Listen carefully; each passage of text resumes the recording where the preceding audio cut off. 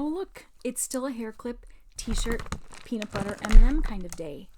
And the sticker fell off the side of my book, and I can't find another one that says 2, so I just put a 2 on there with a silver Sharpie. Remember, only mothers can use silver Sharpies. Also grandmothers. Mothers and grandmothers can use silver Sharpie. Chapter 15. This is the last chapter. Aslan makes a door in the air. At the sight of Aslan, the cheeks of the Telmarine soldiers became the color of cold gravy. Ugh. Their knees knocked together, and many fell on their faces. They had not believed in lions, and this made their fear even greater. Even the red dwarfs, who knew that he came as a friend, stood with open mouths and could not speak. Some of the black dwarfs, who had been of Nickabrick's party, began to edge away. But all of the talking beasts surged round the lion, with purrs and grunts and squeaks and whinnies of delight, fawning on him with their tails, rubbing against him, touching him reverently with their noses, I think that's like a kiss, and going to and fro under his body and between his legs. If you have ever seen a little cat loving a big dog whom it knows and trusts, you will have a pretty good picture of their behavior. Then Peter, leading Caspian, forced his way through the crowd of animals. "This is Caspian, sir," he said, and Caspian knelt and kissed the lion's paw. "Welcome, Prince," said Aslan. "Do you feel yourself sufficient to take up the kingship of Narnia?" I don't think I do, sir," said Caspian. "I'm only a kid." "Good," said Aslan. "If you had felt yourself sufficient, it would have been proof that you were not. Therefore, under us and under the High King, you shall be King of Narnia, Lord of Cair Paravel, and Emperor of the Lone Islands. You and your heirs while your race lasts. And your coronation But what have we here?" For at that moment a curious little procession was approaching. 11 mice, 6 of whom carried between them something on a litter made of branches. But the litter was no bigger than a large atlas. A litter is like a little bed that you would lay on, like a cot. No one has ever seen mice more woebegone than these. They were plastered with mud, some with blood too, and their ears were down, and their whiskers drooped, and their tails dragged in the grass. And their leader piped on his slender pipe a melancholy tune. On the litter lay what seemed little better than a damp heap of fur. It's all that was left of Reepicheep. He was still breathing, but more dead than alive, gashed with innumerable wounds, one paw crushed, and where his tail had been, a bandaged stump. "Now, Lucy," said Aslan. Lucy had her diamond bottle out in a moment. Though only a drop was needed on each of Reepicheep's wounds, the wounds were so many that there was a long and anxious silence before she had finished, and the master mouse sprang up from the litter. His hand went at once to his sword hilt. With the other, he twirled his whiskers, and he bowed. "Hail, Aslan!" came his shrill voice. "I have the honor—" But then he suddenly stopped. The fact was that he still had no tail. Whether that Lucy had forgotten it, or that her cordial, though it could heal wounds, could not make things grow again, Reepicheep became aware of his loss as he made his bow. Perhaps it altered something in his balance. He looked over his right shoulder. Here he is looking. He looked over his right shoulder. Failing to see his tail, he strained his neck further, till he had to turn his shoulders and his whole body followed. But by that time his hindquarters had turned too and were out of sight. Then he strained his neck, looking over his shoulder again, with the same result. Only after he had turned completely around 3 times did he realize the dreadful truth. "I am confounded," said Reepicheep to Aslan. "I am completely out of countenance. I must crave your indulgence for appearing in this unseemly fashion." "It becomes you very well, small one," said Aslan. "All the same," replied Reepicheep, "if anything could be done, perhaps Her Majesty—" and here he bowed to Lucy. "But what do you want with a tail?" asked Aslan. "Sir," said the mouse, "I can eat and sleep and die for my king without one, but a tail is the honor and glory of a mouse." "I have sometimes wondered, friend," said Aslan, "whether you do not think too much about your honor." "Highest of all high kings," said Reepicheep, "permit me to remind you that a very small size has been bestowed on us mice, and if we did not guard our dignity, some, who weigh worth by inches, would allow themselves very unsuitable pleasantries at our expense. That is why I have been at some pains to make it known that no one who does not wish to feel this sword as near his heart as I can reach shall talk in my presence about traps, or toasted cheese, or candles. No, sir, not the tallest fool in Narnia." And here he glared very fiercely up at Wimbleweather. But the giant, who was always a stage behind everyone else, hadn't yet discovered what was being talked about down at his feet, and so he missed the point entirely. "Why have your followers all drawn their swords, may I ask?" said Aslan. "May it please your high majesty," said the second mouse, whose name was Peepicheek, "we are all waiting to cut off our own tails if our chief must go without his. We will not bear the shame of wearing an honor which is denied to the high mouse." "Ah!" roared Aslan, "you have conquered me. You have great hearts. Not for the sake of your dignity, Reepicheep, but for the love that is between you and your people, and still more for the kindness your people showed me long ago when you ate away the cords that bound me on the stone table. And it was then, though you've long forgotten it, that you began to be talking mice. For that reason, you shall have your tail again." Before Aslan had finished speaking, the new tail was in its place. Then, at Aslan's command, Peter bestowed the knighthood of the Order of the Lion on Caspian. And Caspian, as soon as he was knighted, himself bestowed it on Truffle Hunter, and Trumpkin, and Reepicheep, and made Dr. Cornelius his Lord Chancellor, and confirmed the Bulgy Bear in his hereditary office of Marshal of the Lists. And there was great applause. After this, the Telmarine soldiers, firmly, but without taunts or blows, were taken across the ford and all put under lock and key in the town of Baruna and given beef and beer. They made a great fuss about wading in the river, for they all hated and feared running water just as much as they hated and feared woods and animals. But in the end, the nuisance was over, and then the nicest parts of that long day began. Lucy, sitting close to Aslan and divinely comfortable, wondered what the trees were doing. At first she thought they were merely dancing.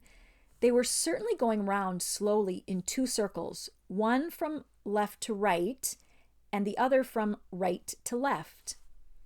Then she noticed that they kept throwing something down in the center of both circles. Sometimes she thought they were cutting off long strands of their hair. At other times, it looked as if they were breaking off bits of their fingers. But if so, they had plenty of fingers to spare, and it didn't hurt them. But whatever they were throwing down, what do you think it was? They're trees. When it reached the ground, it became brushwood or dry sticks.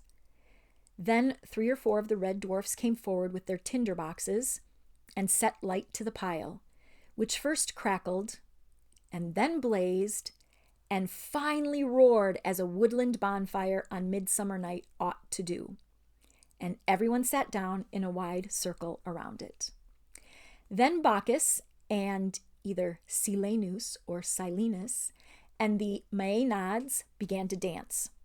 far wilder than the dance of the trees. Not merely a dance for fun and beauty, though it was that too, but a magic dance of plenty. And where their hands touched and where their feet fell, the feast came into existence. Sides of roasted meat that filled the grove with delicious smell, and wheaten cakes and oaten cakes, honey and many-colored sugars and cream as thick as porridge and as smooth as still water, peaches, nectarines, pomegranates, my favorite fruit, pears, grapes, strawberries, raspberries, pyramids and cataracts of fruit. Then, in great wooden cups and bowls and mazers, wreathed with ivy, came the wines. Dark, thick ones like syrups of mulberry juice, and clear red ones like red jellies liquefied, and yellow ones, and green wines, yellow wines, and green wines, and yellow-green, and greenish-yellow. But for the tree people, different fare was provided. When Lucy saw Clodsley's shovel, he's the mole, and his moles scuffling up the turf in various places, which Bacchus had pointed out to them, and realized that the trees were going to eat earth, it gave her rather a shudder. So here's the food that the people are eating. And there are the moles going to dig up earth. I don't like real moles, but those moles are pretty cute, aren't they? But when she saw the earths that they were actually brought to them, she felt quite different. They began with a rich brown loam that looked almost exactly like chocolate. So like chocolate, in fact, that Edmund tried a piece of it, but he did not find it at all nice. When the rich loam had taken the edge off their hunger, then the trees turned to an earth of the kind that you might see in Somerset. That's a town in England, which is almost pink.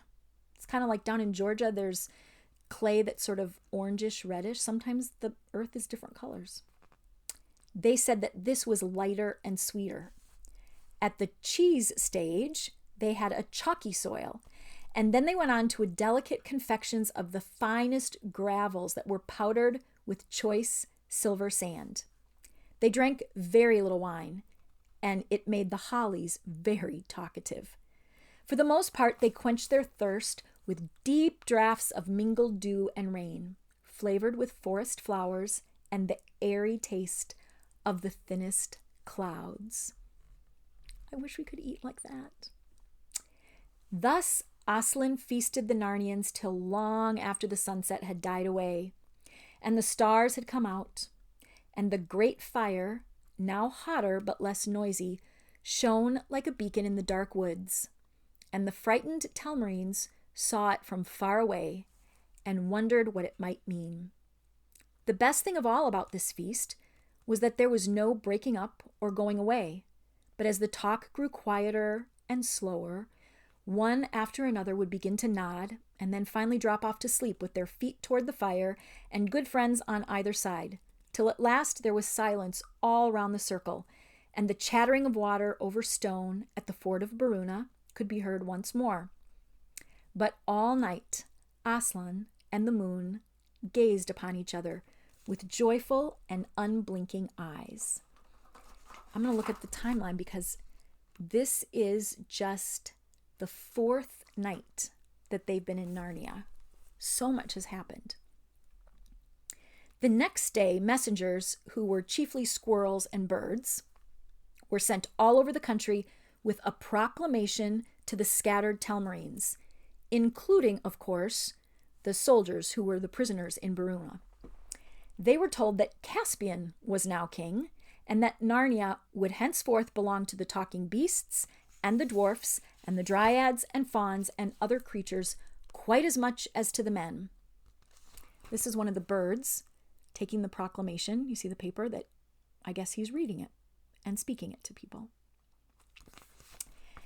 Any people, any humans who chose to stay under the new conditions might do so.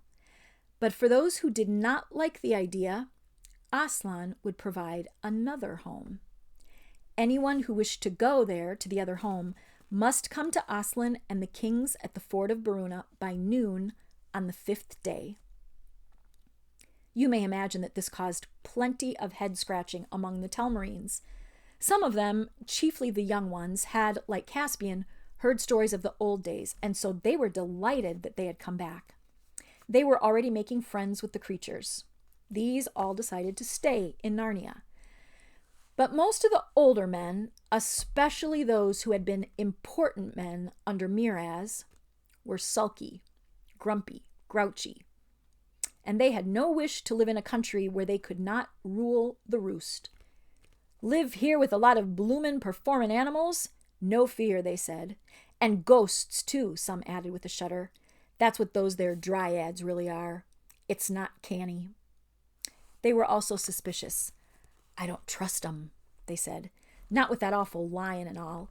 He won't keep his claws off us for long. You'll see. But then they were equally suspicious of his offer to give them a new home. Take us off to his den and eat us one by one, most likely, they muttered. And the more they talked to one another, the sulkier and the more suspicious they became. But on the appointed day, more than half of them turned up. At one end of the glade, Aslan had caused to be set up 2 stakes of wood, higher than a man's head, and about 3 feet apart. A third and lighter piece of wood was bound across them at the top, uniting them, so that the whole thing looked like a doorway from nowhere into nowhere. In front of this stood Aslan himself, with Peter on his right and Caspian on his left. Grouped around them were Susan and Lucy, Trumpkin and Truffle Hunter, the Lord Cornelius, Glenstorm, Reepicheep, and others. The children and the dwarfs had made good use of the royal wardrobes in what had been the castle of Miraz and was now the castle of Caspian. And what with silk and cloth of gold and with snowy linen glancing through slashed sleeves, with silver mail shirts and jeweled sword hilts, with gilt helmets and feathered bonnets, they were almost too bright to look at, like a very big dress-up party. Even the beasts wore rich chains about their necks. Yet nobody's eyes were on them or on the children. The living and strokable gold of Aslan's mane outshone them all. The rest of the old Narnians stood down on each side of the glade. At the far end stood the Telmarines. The sun shone brightly, and pennants fluttered in the light wind. Men of Telmar, said Aslan, you who seek a new land, hear my words. I will send you all to your own country, which I know and you do not. We don't remember Telmar. We don't know where it is. We don't know what it's like, grumbled the Telmarines. You came into Narnia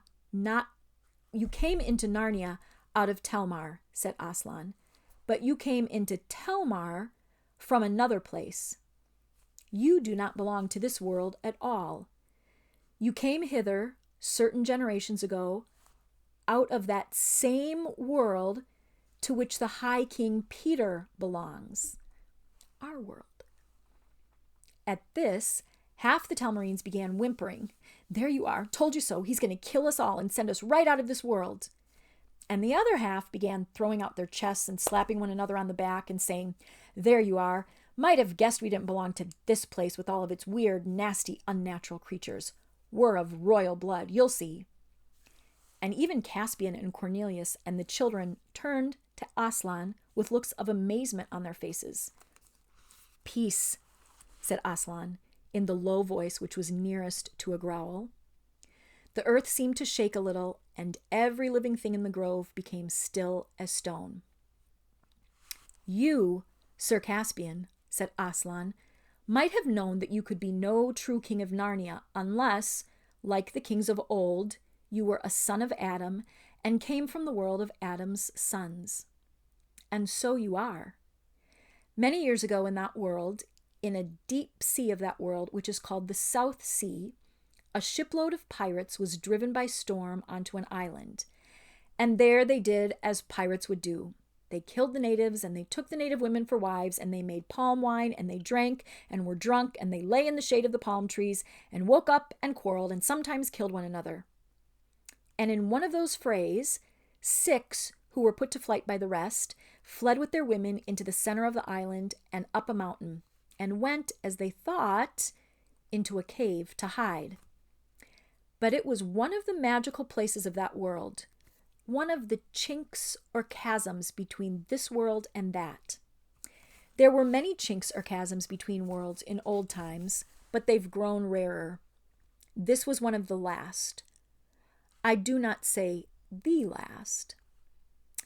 And so they fell, or they rose, or blundered, or dropped right through and found themselves in this world, in the land of Telmar, which was then unpeopled.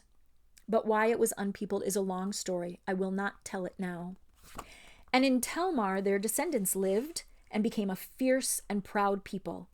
And after many generations there was a famine in Telmar, and they invaded Narnia, which was then in some disorder. But that also would be a long story to tell. And they conquered it and ruled it. Do you mark all this well, King Caspian? I do indeed, sir, said Caspian. I was wishing that I came of more honorable lineage. You come of the Lord Adam and the Lady Eve, said Aslan, and that is both honor enough to erect the head of the poorest beggar and shame enough to bow the shoulders of the greatest emperor on earth.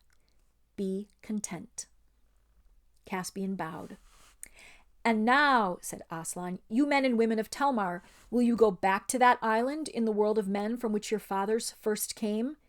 It is no bad place. The race of those pirates who first found it has died out, and it is without inhabitants.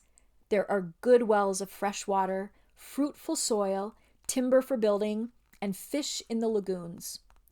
And the other men of that world have not yet discovered it.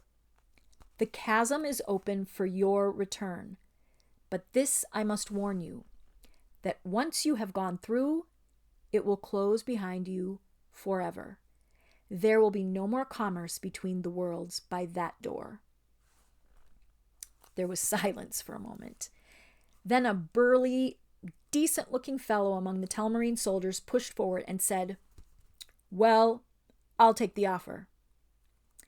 It is well chosen, said Aslan, and because you have spoken first, strong magic is upon you. Your future in that world shall be good. Come forth. The man, now a little pale, came forward. Aslan and his court drew aside, leaving him free access to the empty doorway of the stakes. Go through it, my son, said Aslan, bending toward him and touching the man's nose with his own. As soon as the lion's breath came about him, a new look came into the man's eyes. Startled, but not unhappy, as if he were trying to remember something. Then he squared his shoulders and he walked into the door. Everyone's eyes were fixed on him. They saw the 3 pieces of wood, and through them the trees and grass and sky of Narnia. They saw the man between the doorposts. Then, in 1 second, he had vanished utterly. That's so weird.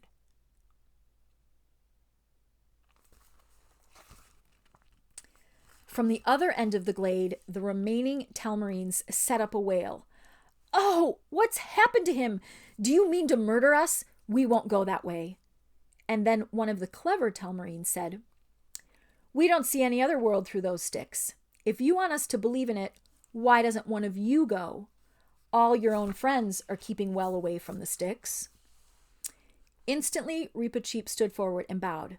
If my example can be of any service, Aslan, he said, I will take 11 mice through that arch at your bidding without a moment's delay. Nay, little one, said Aslan, laying his velvety paw ever so lightly on Reepicheep's head. They would do dreadful things to you in that world. They would show you at fairs. It is others who must lead. Come on, said Peter suddenly to Edmund and Lucy. Our time's up. What do you mean? Said Edmund. This way, said Susan, who seemed to know all about it. Back into the trees. We've got to change. Change what? Asked Lucy. Our clothes, of course, said Susan.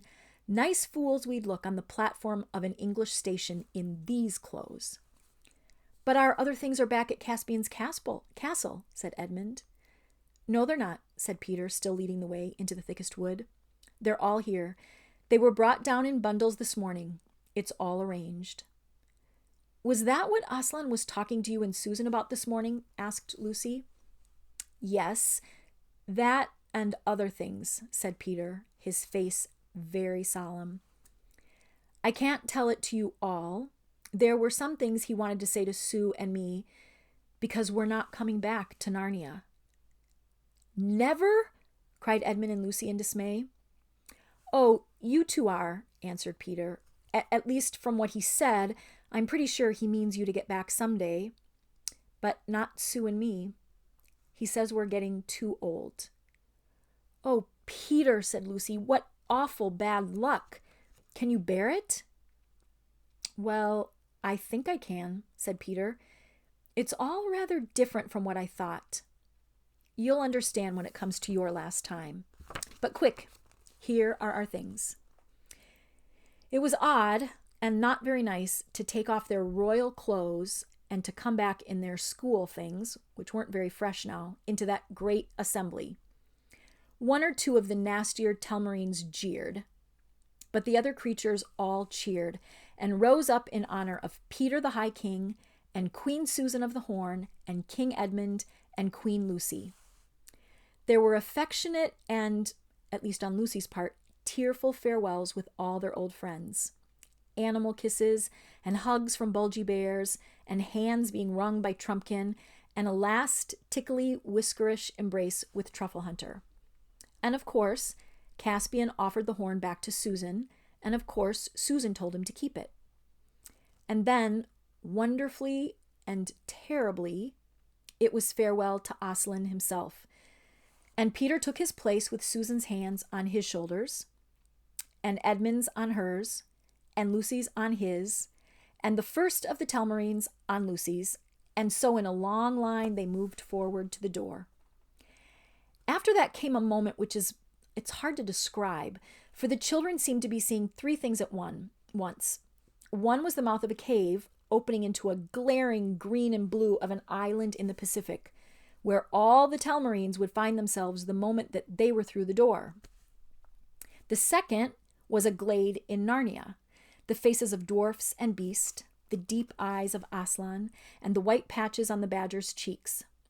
But the third thing they saw, which rapidly swallowed up the other two, was the gray, gravelly surface of a platform in a country station, and a seat with luggage round it, where they were all sitting as if they had never moved from it.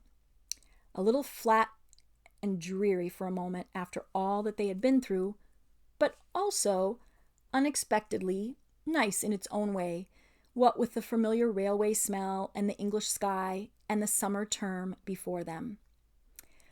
"Well," said Peter, "we have had a time." "Father," said Edmund, "I've left my new torch in Narnia."